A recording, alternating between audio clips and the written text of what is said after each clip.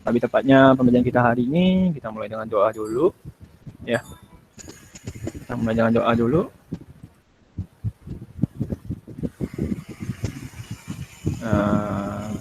Kita mulai ya. Ini kamera saya nggak bisa buka, tunggu sebentar, nanti saya sambil coba. Nanti kita mulai doa dulu ya. Saya kasih doa matku sebentar, nanti saya sambil coba. Nanti kita mulai doa dulu ya. Silakan ambil dalam posisi doa masing-masing. Berdoa dimulai. Marilah kita berdoa. Dalam nama Bapa dan Putra dan Roh Kudus. Amin.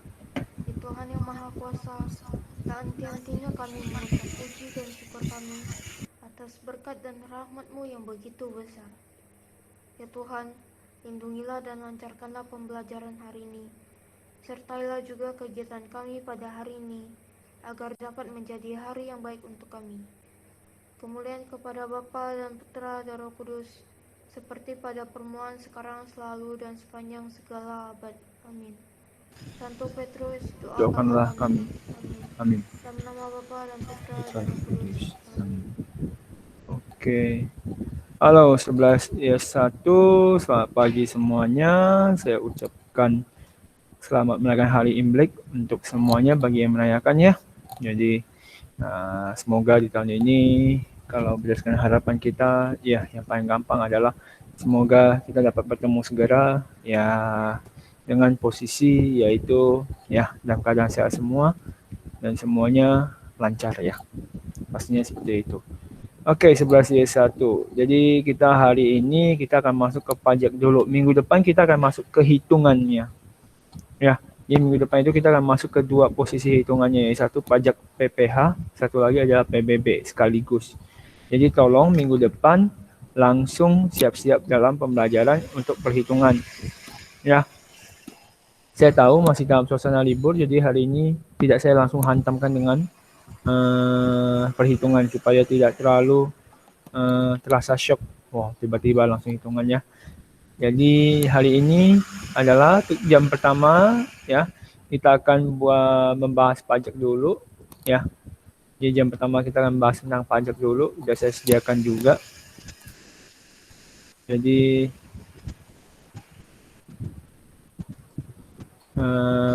pajak yang pastinya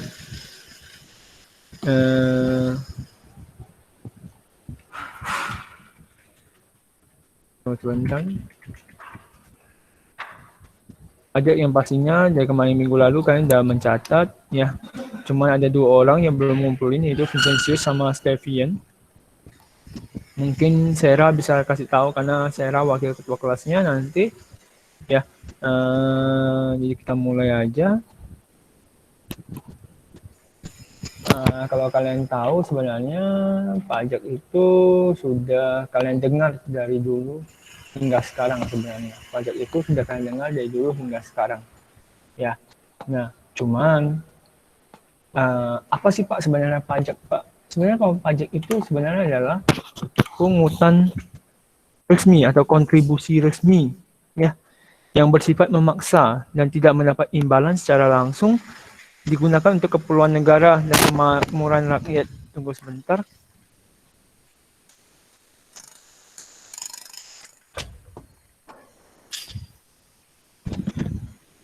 Oke, itu dimanfaatkan untuk ya, jadi wajib kontribusi itu adalah bayaran wajib kepada negara oleh pribadi ataupun badan usaha ya, dan badannya sebenarnya yang bersifat memaksa dan tidak mendapatkan imbalan secara langsung dan digunakan untuk keperluan negara dan kemakmuran rakyat. Kenapa begitu, Pak?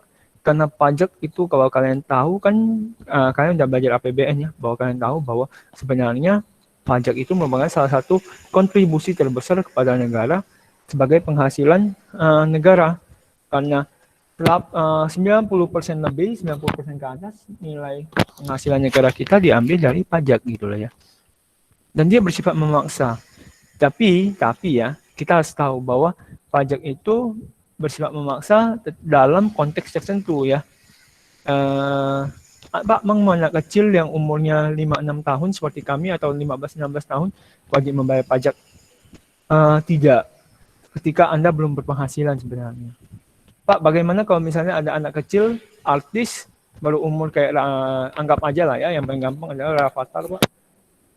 Punya penghasilan karena di endorse dan segala macam, dia perlu bayar pajak Pak, perlu, tapi yang ngurus orang tuanya. Yang ngurus orang tuanya atau tim manajemennya. Jadi kalau yang seperti itu kan pasti ada orang yang mengurus. Ya. Jadi seperti itu. Oke, sampai sini dia mau tanyakan dulu. Ya satu.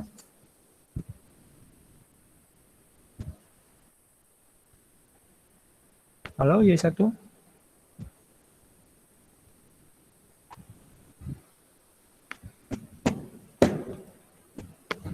Oke.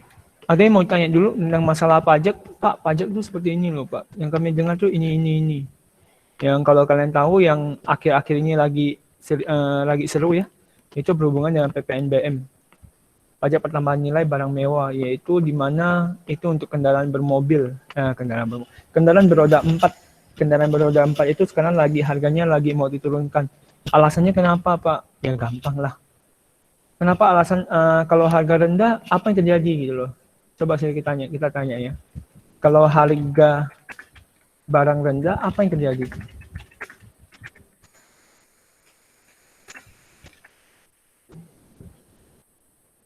Kalau harga barang rendah apa yang terjadi? Pada permintaan aja deh.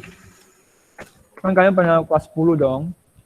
Kalau harga barang rendah maka permintaannya banyak pembelinya, jelas. Ya, permintaan banyak, bagus banget. Ya, kenapa pemerintah melakukan hal seperti itu Pak untuk menurunkan PPNBM? Jelas, karena dinilai bahwa sekarang dunia otomotif atau bidang otomotif itu sangat rendah atau sangat sedang tidak efektif. Efektifnya maksudnya adalah penjualan untuk otomotif rendah. Walaupun kalau Anda lihat di Pontianak mobilnya plat merah semua sebenarnya. Plat merah dan artinya adalah plat yang baru-baru yang putih merah itu loh. Ya bukan yang merah putih ya, kalau merah putih itu mobil pemerintah. Ya. Jadi seperti itu. Nah, itu ada alasannya. Nah, siapa aja subjek pajak? Pihak yang berpotensi untuk membayar pajak adalah masyarakat sekitar yang sudah memiliki namanya NPWP. NPWP itu apa Pak? NPWP apa ya kepanjangannya ya? NPWP kepanjangannya apa? Jangan sampai nggak tahu nih. Ini namanya kartu NPWP. Pak, kami bisa buat NPWP nggak Pak? Bisa kalau sudah punya KTP. Ya bagus, nomor pokok wajib pajak. Jangan sampai ke depan, jangan sampai tiba-tiba nanti saya tanya kepanjangan NPWP di Google Form, kalian nggak tahu apa-apa, itu bahaya. Pak, NPWP itu apa Pak? Nomor apalah, yang penting tahu nomor pajak wajib pajak. Nah, tahun lalu yang lebih lucu tuh, nomor pajak wajib pajak lagi. Itu yang parah ya. Pak, kami bisa buat NPWP nggak Pak? Bisa selama sudah 17 tahun. Ya, atau saya carikan deh. Syarat buat NPWP. Yang penting ada fotokopi KTP, ya, atau fotokopi password, KTP atau KK, selesai. Ya, yang penting KTP sebenarnya. Pak, bagaimana jadi yang tadi yang Bapak bilang, misalnya kalau misalnya dia orang tuanya dia belum 17 tahun ya, berarti nanti ke orang tuanya dulu. Ya. Jadi itu sebenarnya banyak ceritanya. Nah, yang satu lagi nomor yang selain itu adalah badan usaha. Ya, PT, CV yang kita firma. Nah, itu badan-badan usaha, BUMN, BUMS, semua harus bayar pajak. Walaupun milik negara, mereka juga harus bayar pajak. Tidak perlu tidak bayar pajak, wajib bayar pajak. Objek pajak apa bedanya objek sama subjek Pak? Subjek itu orang yang membayar atau pihak yang membayar. Kalau objek itu subjek itu bayar untuk apa ya? Pertama pasti penghasilan. Manusia itu pasti berpenghasilan. Dari penghasilannya kenapa perlu wajib pajak Pak? Ya, karena dari penghasilan tersebut dipotong dari nilai pajak untuk apa? Untuk kemakmuran bersama. Tujuannya adalah untuk kemakmuran bersama Pak. Kenapa selama ini kita perlu bayar pajak sih Pak? Ya tujuannya untuk membangun negara bersama gitu loh. Supaya ya, supaya Anda perlu tahu bahwa quotes-nya pajak itu ya, quotes-nya pajak itu dari rakyat untuk rakyat. Ya, kalau Anda pernah dengar, yang benar itu adalah dari rakyat untuk rakyat. Jadi sebenarnya itu semua pajak itu punya penghasilan dari rakyat untuk rakyat. Ya, penghasilan pertama, penghasilan dari kamu maupun Amerika atau lembaga perusahaan itu pasti dikenakan. Tanah, bangunan, kendaraan, dan masih banyak lagi. Ya, contohnya lainnya adalah pajak pertambahan nilai. Pertambahan nilai itu adalah PPN atau PPNBM, pajak pertambahan nilai barang mewah, masih banyak. Barang mewah juga dikenakan. Pak, kenapa barang mewah perlu dikenakan, Pak, dalam sebuah objek pajak? Ya, karena logikanya adalah Anda aja mampu membayar gitu loh. Kenapa nggak mampu membayar untuk membayar pajaknya? Ya, tarif pajak banyak. Ada tarif tetap, tarif yang dipajak yang dikenakan dengan jumlah rupiah tertentu. Contohnya materai, ya, ini udah pasti tetap. Jadi kalau Anda beli materai, walaupun ada didapat, kalau beli di toko-toko mungkin dia ada cuan kamu ya, sebenarnya harganya sama kok, 10.000 sebenarnya. Tarif proporsional, tarif persentase sesuai dengan objek pajak. Ini biasa kayak PPh, PBB, ya. Tarif degresif, sekali apabila objek pajaknya tinggi, tarif yang dikenakan rendah. Tarif progresif. Nah, ini yang perlu saya kasih tahu dulu. Tarif degresif sama progresif itu biasanya dikenakan kepada, degresif itu dikenakan pada mobil orang pemilik pertama. Jadi kalau misalnya Aldrich, misalnya contoh ya Aldrich ya, dia punya mobil satu, maka mobil pertamanya itu dikenakan tarif degresif. Walaupun objek pajaknya itu harganya mahal, jadi misalnya Aldrich punya mobil pertama, itu dia akan bayar pajak rendah. Kenapa? Karena untuk mengimbangi. Salah satu quotes pajak lainnya adalah adil. Dia punya rata adil. Ya. Tapi misalnya Aldrich punya mobil kedua, ya. Aldrich tiba-tiba bisa beli mobil kedua. Mobil kedua Aldrich akan lebih mahal. Ya, pajaknya akan lebih mahal. Walaupun misalnya Aldrich mobil pertamanya misalnya Honda misalnya Honda X misalnya ya. Dia kedua dia beli Honda X lagi, dia beli 2 unit. Ya, dia beli 2 unit Honda X. Yang pertama dia kena tarif degresif, yang kedua dia tarif progresif. Tarif progresif itu pasti lebih mahal. Sampai sini ada yang bertanya dulu untuk tarif-tarif pajak. Jadi kenapa bisa seperti itu, Pak? Untuk adil. Supaya adil, supaya toh sebenarnya mobil satu itu sudah cukup. Kalau Anda mampu berlebih, berarti Anda mampu membayar pajak lebih juga. Itu inti ceritanya. Ya, ada yang mau tanyakan dulu sampai sini? Halo, 11C1, ada yang mau tanyakan?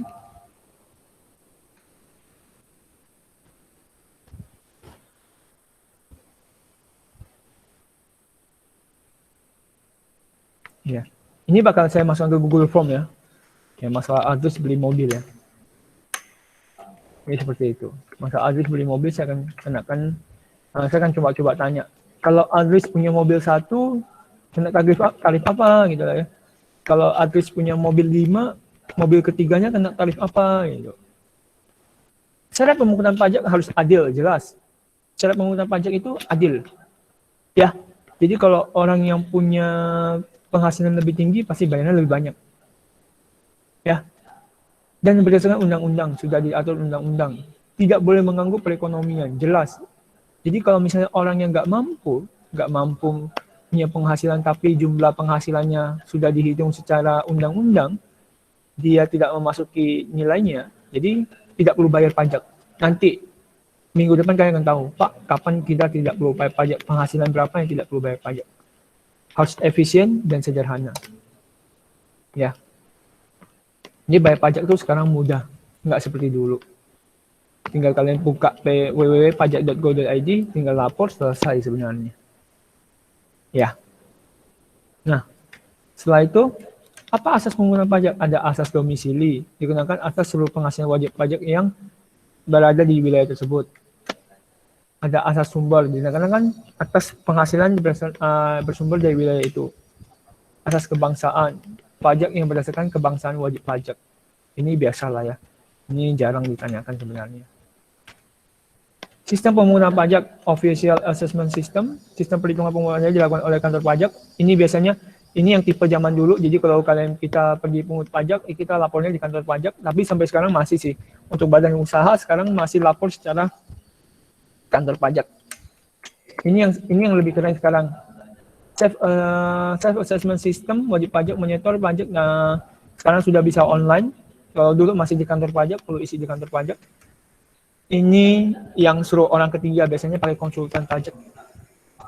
Ya, jadi kalau official assessment system ini kita langsung laporkan ke kantor pajak, ya, dan itu dilakukan oleh kantor pajak.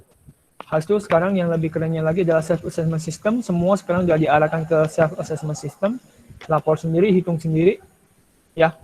Cuman Pak, memang kalau lapor sendiri, hitung sendiri, bagus nggak Pak? Bagus, tapi agak berbahaya. Kenapa agak berbahaya? Kalau kalian salah hitung, bisa kena denda.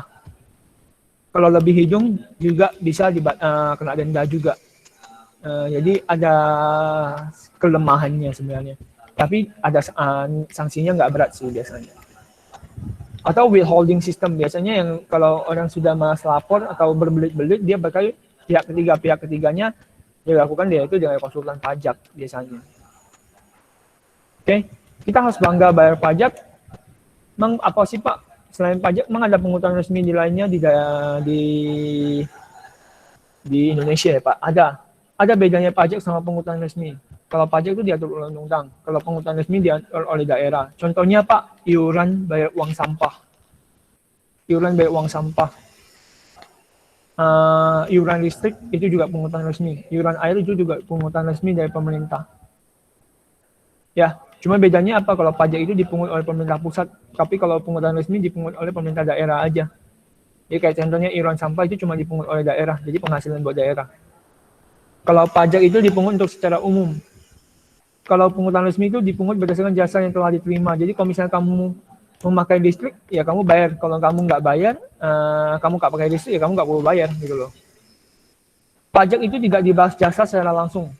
Ya, kalau kamu bayar pajak, kamu tidak akan menerima efeknya secara langsung. Tapi kalau kamu bayar pungutan resmi, kamu akan bayar langsung, dapat efeknya secara langsung. Paling gampang lagi adalah iuran resmi adalah pakai parkiran yang di sebelah Hotel Star.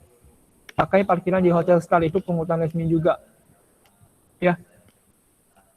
Jika tidak dibayar maka akan disanksi sesuai undang-undang. Kalau pungutan resmi tidak sesuai keputusan daerah biasanya. Kalau pajak itu dibayar per tahun. Kalau pungutan resmi dibayar sesuai dengan jumlah pemakaian yang saya bilang. Oke, sampai sini ada yang mau tanyakan dulu? Sudah habis untuk materi pajak. Saya harap ada pertanyaan biar seru sebenarnya buat dibahas karena ini sebenarnya banyak yang dibahas sebenarnya. Halo, 11C1, ada yang mau tanyakan dulu?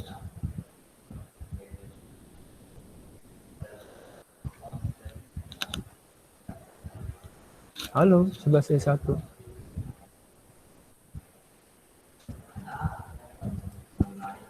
Selain Aldi,